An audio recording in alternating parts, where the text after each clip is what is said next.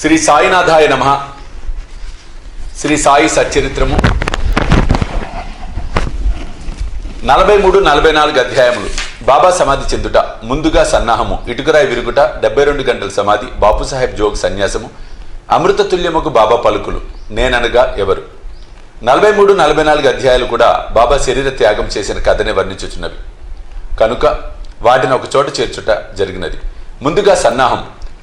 హిందువులలో ఎవరైనా మరణించుటకు సిద్ధంగా ఉన్నప్పుడు మత గ్రంథములు చదివి వినిపించుట సాధారణ ఆచరణం. ఏలన ప్రపంచ విషయం నుండి అతని మనసును మరలించి భగవద్ విషయములందు లీనమర్చినచో అతడు పరమమును సహజముగాను సులభంగాను పొందును.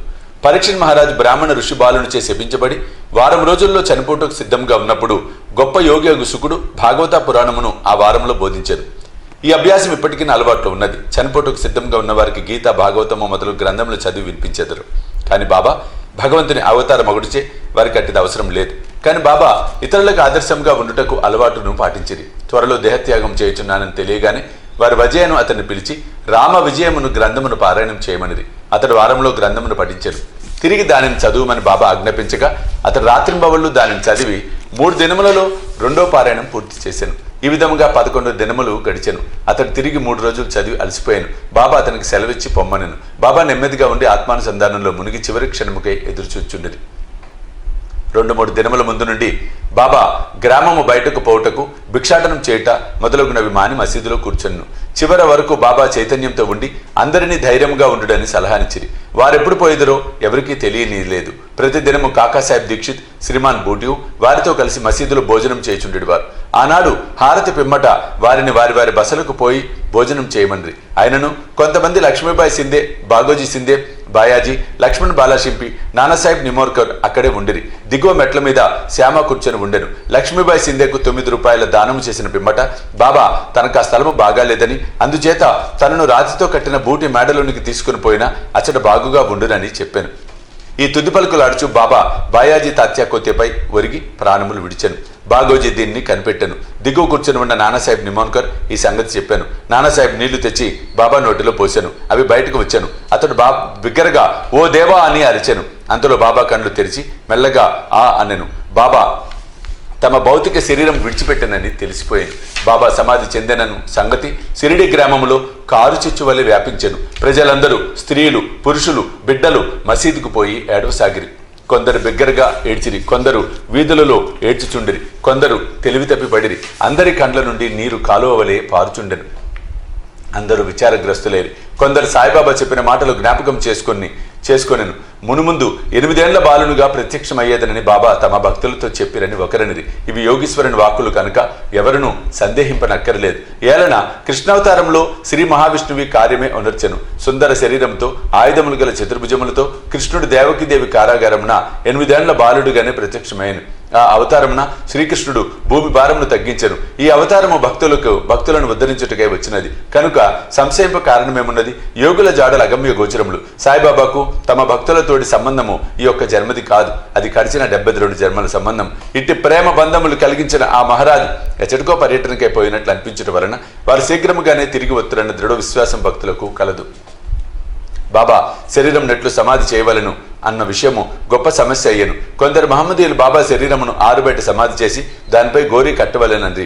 కుషాల్ చంద్, అమీర్ సిక్కర్ కూడా అభిప్రాయంనే వెలుబుచ్చిరి. కానీ రామచంద్ర పాటిల్ అను గ్రామ మున్సబు గ్రామంలోని వారందరితో నిశ్చయమైన దృఢ కంఠస్వరంతో మీ ఆలోచన మాకు సమ్మతం కాదు, బాబా శరీరము రాతి వాడలో పెట్టవలసినదే అనెను. అందుచే గ్రామస్తులు 2 వర్గములుగా విడిపోయి ఈ వివాదము 36 గంటలు జరిపిరి. బుధవారం ఉదయం గ్రామంలో జ్యోతిష్కుడును శ్యామకు మేనమామకు లక్ష్మణ్ మామ జోషికి బాబా స్వప్నంలో కనిపించి చేయిపట్టి లాగి ఇట్లనెను. త్వరగా లెమ్ము, బాపు సాహెబ్ నేను మరణించి తిని అనుకొనుచున్నాడు. అందుచే అతడు రాడు. నీవు పూజ చేసి కాకడ హారతిని ఇమ్ము. లక్ష్మణ్ మామ సనాతన ఆచారపరుడైన బ్రాహ్మణుడు. ప్రతిరోజు ఉదయం బాబాను పూజించిన పిమ్మట తక్కిన దేవతలను పూజించేవాడు. అతనికి బాబా యందు పూర్ణ భక్తి విశ్వాసములు ఉండెను. ఈ దృశ్యం చూడగానే పూజా ద్రవ్యముల పళ్ళెమును చేత ధరించి మౌల్వీలు ఆటంకపరుచుచున్నను పూజను హారతిని చేసిపోయాను. మిట్ట మధ్యాహ్నము బాపుసాహెబ్ జోగ్ పూజా ద్రవ్యములతో అందరితో మామూలుగా వచ్చి మధ్యాహ్న హారతి నెరవేర్చాను. బాబా తుది పలుకులను గౌరవించి ప్రజలు వారి శరీరమును వాడలో ఉంచుటకు నిశ్చయించి అతడి మధ్య భాగమును త్రొవ్వుట ప్రారంభించిరి. మంగళవారం సాయంకాలము రాజధాని నుండి సబ్ ఇన్స్పెక్టర్ వచ్చెను. ఇతరులు తక్కిన స్థలముల నుండి వచ్చిరి. అందరూ దాన్ని ఆమోదించిరి. ఆ మరుసటి ఉదయం అమీర్బాయ్ బొంబాయి నుండి వచ్చాను. కోపర్గాం నుండి మామలద్దార్ వచ్చాను. ప్రజలు భిన్నాభిప్రాయంతో ఉన్నట్లు తోచాను. కొందరు బాబా శరీరమును బయటనే సమాధి చేయవలను అనెను. పట్టుబట్టిరి. కనుక మామలద్దార్ ఎన్నిక ద్వారా నిశ్చయించవలను అనెను. వాడను ఉపయోగించుటకు 2 రెట్ల కంటే ఎక్కువ ఓట్లు వచ్చాను. అయినప్పటికీ జిల్లా కలెక్టర్తో సంప్రదించవలను అని అతడు అనెను. కనుక కాకాసాహెబ్ దీక్షిత్ అహ్మద్ నగర్ పోటుకు సిద్ధపడెను. ఈ లోపల బాబా ప్రేరణ వల్ల రెండో పార్టీ యొక్క మనసు మారెను. అందరూ ఏకగ్రీవంగా బాబాను వాడలో సమాధి చేటుకు అంగీకరించిరి. బుధవారం సాయంకాలం బాబా శరీరమును ఉత్సవంతో వాడకు తీసుకుని పోయిరి. మురళీధరుని కొరకు కట్టిన చోట శాస్త్రోక్తకముగా సమాధి చేసిరి. యథార్థముగా బాబాయే మురళీధరుడు. వాడ దేవాలయమాయను. అది ఒక పూజా మందిరమాయను.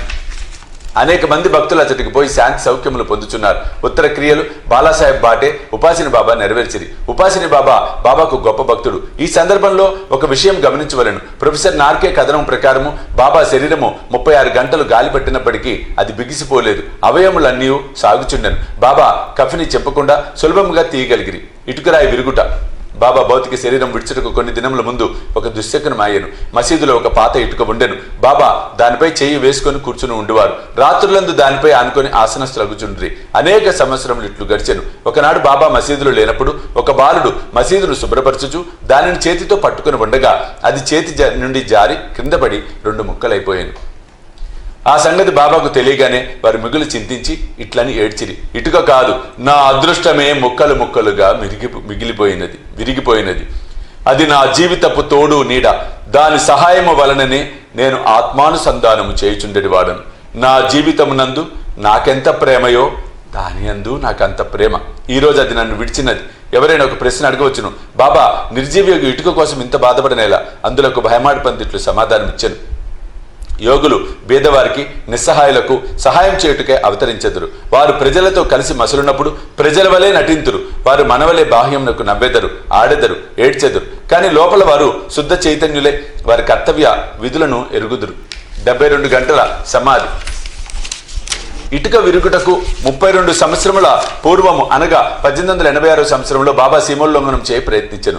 ఒక మార్గశిర పౌర్ణమి నాడు బాబా ఉబ్బసం వ్యాధితో బాధపడుచుండెను. దాన్ని తప్పించుకున్నట్టుకై తన ప్రాణమును పైకి తీసుకుని పోయి సమాధిలో ఉండవలను అనుకొని భక్త మహల్సాపతితో ఇట్లనిరి, నా శరీరమును 3 రోజుల వరకు కాపాడుము.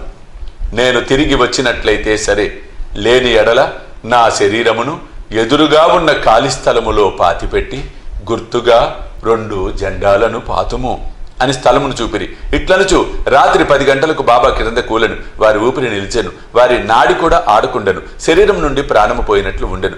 ఊరి వారందరూ అతడు చేరి న్యాయ విచారణ చేసి బాబా చూపిన స్థలంలో సమాధి చేటుకు నిశ్చయించిరి. కానీ మహల్సాబతి అడ్డగించారు. తన ఒడిలో బాబా శరీరం ఉంచుకొని 3 రోజులు అట్లే కాపాడుచూ కూర్చుండెను. 3 దినముల పిమ్మట తెల్లవారుజామున 3 గంటలకు బాబా శరీరంలో ప్రాణం ఉన్నట్లు కనిపించెను. ఊపిరి ఆడన ఆరంభించెను. కడుపు కదిలెను. కళ్ళు తెరిచెను. కాళ్ళు చేతులు సాగతీయచు బాబా లేచెను. దీనిని బట్టి చదువరులు ఆలోచించవలసిన విషయం ఏమన్నా, బాబా 3 మూరల శరీరమా లేక లోపల ఉన్న ఆత్మయ? పంచభూతాత్మకమగు శరీరము నాశనమగును. శరీరం అశాశ్వతము గాని లోనున్న ఆత్మ పరమసత్యము, అమరము, శాశ్వతము. ఈ శుద్ధ సత్తాయే బ్రహ్మము. అదియే పంచేంద్రియములను మనసును స్వాధీనమందుంచుకొనున్నది, పరిపాలించున్నది. అది ఏ సాయి. అదియే ఈ జగత్తునందు గల వస్తువులన్నిటి అందు వ్యాపించి ఉన్నది. అది లేని స్థలము లేదు. అది తాను సంకల్పించుకొనిన కార్యమును నెరవేర్చుటకు భౌతిక శరీరం వహించెను. దానిని నెరవేర్చిన పిమ్మట శరీరమును విడిచెను. సాయి ఎల్లప్పుడూ ఉండువారు. అట్లనే పూర్వము గానగాపురంలో వెలిసిన దత్తదేవుని అవతారమగు నరసింహ సరస్వతి వారు సమాధి చెందుటకు బాహ్యమునకే కాని సమస్త చేతనాచేతనములందు కూడా వారిని నియమించువారును పరిపాలించువారును వారే. ఈ విషయం ఇప్పటికీ సర్వస్వ శరణాగతి చేసిన వారికి, మనఃపూర్వకంగా భక్తితో పూజించిన వారికి అనుభవనీయమైన సంగతి. ప్రస్తుతము బాబా రూపము చూడ వీలు లేనప్పటికీ మనం షిరిడీకి వెళ్ళినచో వారి జీవితం ఎత్తు పటం మసీదులో ఉన్నది. దీనిని శ్యామరావు జేకర్ అని గొప్ప చిత్రకారుడును బాబా భక్తుడును వ్రాసి ఉన్నాడు. భావకుడు భక్తుడైన ప్రేక్షకునికి ఈ పటము ఈనాటికి బాబాను భౌతిక శరీరంతో చూసినంత తృప్తి కలుగుచేయను. బాబాకు ప్రస్తుతము భౌతిక శరీరము లేనప్పటికీ వారక్కడనే కాక ప్రతి చోట నివసించుచు పూర్వం వలనే తన భక్తులకు మేలు చేయుచున్నారు. బాబా వంటి యోగులు ఎన్నడూ మరణించరు. వారు మానవుల వలె కనిపించినను నిజముగా వారే దైవం. బాపుసాహెబ్ జోగ్ సన్యాసం. జోగ్ సన్యాసం పుచ్చుకొనిన కథతో హేమాడ్పంతి అధ్యాయంను ముగించుచున్నారు. సకారాం హరి ఉరఫ్ బాపుసాహెబ్ జోగ్ పూణే నివాసియకు సుప్రసిద్ధ వార్కరి విష్ణుబువా జోగ్ గారికి చిన్నాయన. 1909 సంవత్సరమున సర్కారు ఉద్యోగం నుండి విరమించిన తరువాత భార్యతో షిరిడీకి వచ్చాను. వారికి సంతానం లేదు. భార్యాభర్తలు బాబాను ప్రేమించి బాబా సేవ ఎందే కాలమంతయు గడుపుచుండిరి. మేఘశ్యాముడు చనిపోయిన పిమ్మట బాపుసాహెబ్ జోగ్ మసీదులోను చావడిలోను కూడా బాబా మహాసమాధి పొందు వరకు హారతినిచ్చుచుండెను.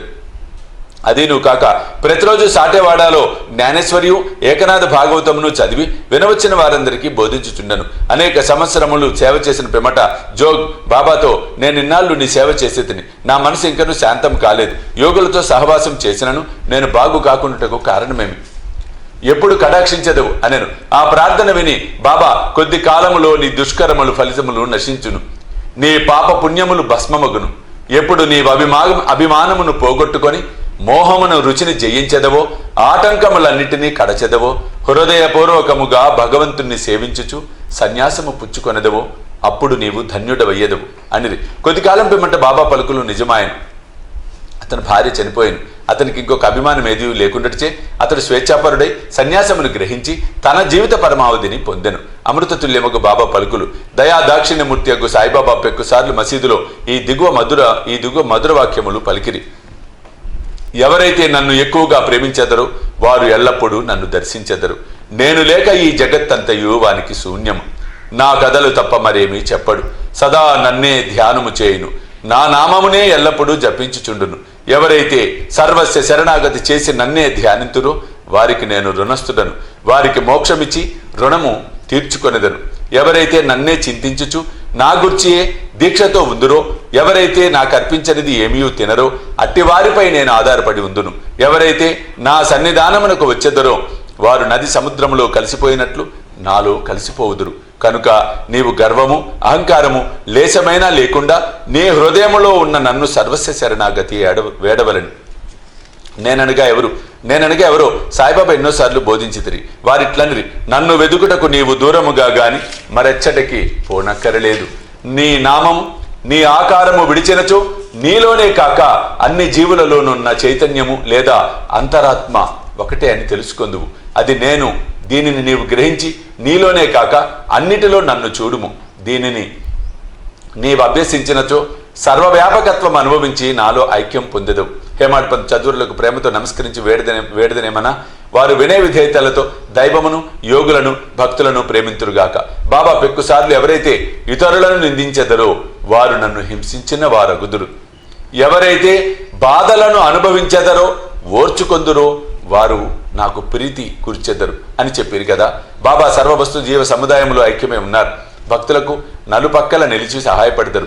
సర్వజీవులను ప్రేమించడు తప్ప వారు మరేమీ కోరరు. ఇట్టి శుభమైన పరిశుభ్రమైన అమృతము వారి పెదవుల నుండి సెలవించుచుండెను. హేమాడ్పంత్ ఇట్లు ముగించుచున్నారు. ఎవరు బాబా కీర్తిని ప్రేమతో పాడదరో, ఎవరు దానిని భక్తితో వినదరో ఉభయులను సాయిలో ఐక్యమగుదురు. 43-44 అధ్యాయములు సంపూర్ణము. సద్గురు శ్రీ సాయినాథ అర్పణమస్తు. శుభం భవతు.